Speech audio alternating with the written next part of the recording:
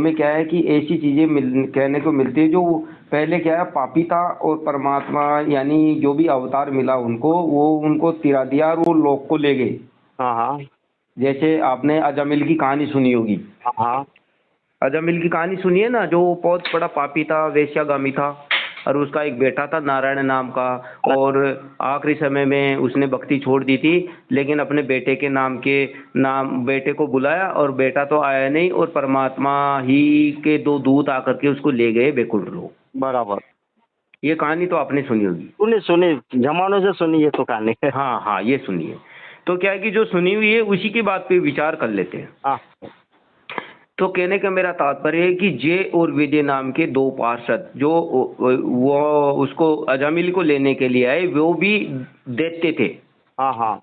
वो भी श्राप लग गया था उनको। और विजय। जय और विजय नाम के दो द्वारपालों को ब्रह्मा जी के चार मानस पुत्रों ने श्राप दे दिया था कि तुम 3 जन्मों तक असुर रहोगे। बराबर तो भाई उनको असुर योनि क्यों दी गई? क्योंकि वो तो अपनी ड्यूटी कर रहे थे ना, बराबर बराबर। निष्पक्ष भाव से ड्यूटी करे। तो भगवान विष्णु ने कहा था कि यहाँ अंदर मत आने देना, अब उन्होंने आने नहीं दिया। बराबर। तो श्राप तो लगना चाहिए सनकादिकों को। हाँ हाँ। और श्राप लग गए बेचारे उनको, जो जो निष्काम भाव से सेवा कर रहे थे उनको, जय और विजय पार्षदों को। हाँ बराबर। तो इसका मतलब ये थे जय विजय और विजय नाम के दो द्वारपाल जो बैकुंठ लोक में थे। इसका मतलब वो भक्ति करके आए होंगे। भक्ति करके आए होंगे। जय और विजय नाम के दो द्वारपाल है ना। हाँ हाँ बराबर थे। तो जब बैकुंठ लोक में पहुंच गए तो उनकी तो मुक्ति हो जानी चाहिए, तो फिर वो असुर लोक में क्यों आए? बराबर, मुक्ति हो जानी चाहिए, है ना। तो वो दैत्य बन करके क्यों आए इस लोक में? सही है ना।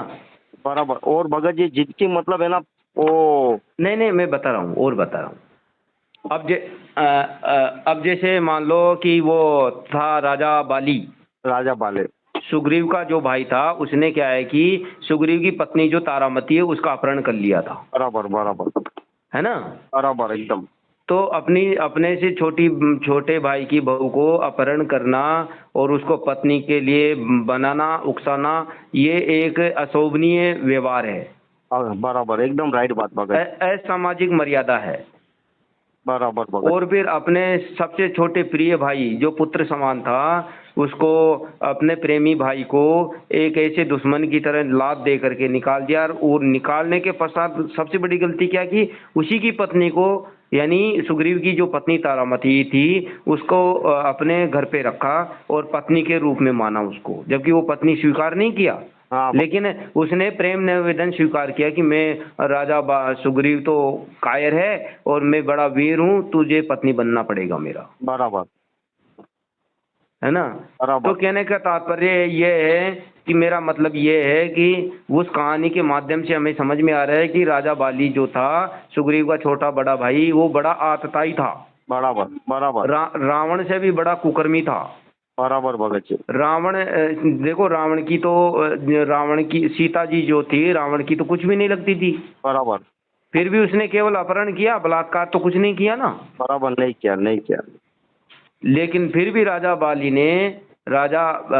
ने वो अपने से छोटे भाई की बहू को मतलब पत्नी बनाने का भरसक प्रयास किया। बराबर भगत जी। तो ये चीज तो गलत है ना। गलत है गलत है। लेकिन फिर भी भगवान जो विष्णु था, उन्होंने मतलब उसको बैकुंठ लोक का राज्य दे दिया, ऐसा कुछ। हाँ हाँ।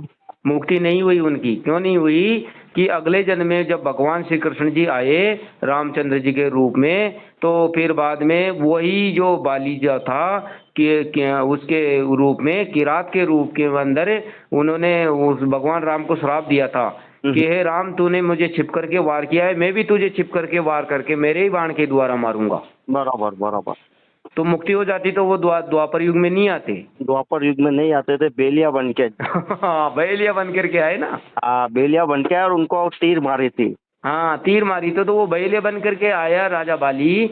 तो भाई मुक्ति हो गई थी तो वह क्यों आया? वो क्यों आया? और कृष्ण जी ने खुद बोला भाई ये तेरी गलती नहीं है, मेरे कर्म की सजा है। हाँ, उन्होंने तो ये बोला है, मैं छुप करके मारा, ये तूने भी यही किया, ये तो मेरे कर्म की सजा है। बराबर बराबर, यही तो बात भगत जी लोगों को समझ में नहीं आ। हाँ, तो आप उस भगत जी को समझाना, पहली बात तो हाँ हाँ ठीक। हर चीज को समझाना है, हर चीज वेदों के पुराणों के हर ज्ञान को समझाना है। बराबर बराबर वेदों में पुराणों में ऐसी ऐसी कहानियां घटित है, जो बहुत बड़े पापी थे, बिना भक्ति के वैकुंठ लोक को चले गए, राजा मिल। अजम, हाँ बराबर।